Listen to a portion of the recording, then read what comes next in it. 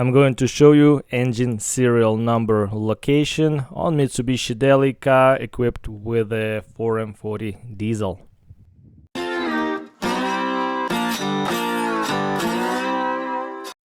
Here's our intercooler, here's our air filter housing, and look downwards your alternator.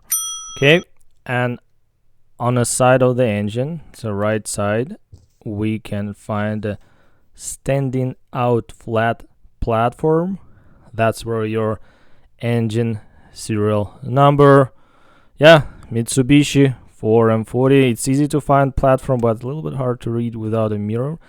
I have another 4M40 diesel on the ground, and I will show you how it looks like. Cast iron block. Normally that plate will get some rust and corrosion, but just clean it out like that and you can see the number. Simply that's where your engine serial number.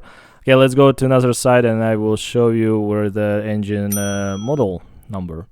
Okay, at 4M40, as you can see, it's on the left side at the end of the block near the flywheel. I have more interesting Mitsubishi Delica videos. Please check them out down in the description below, and take care. See you soon.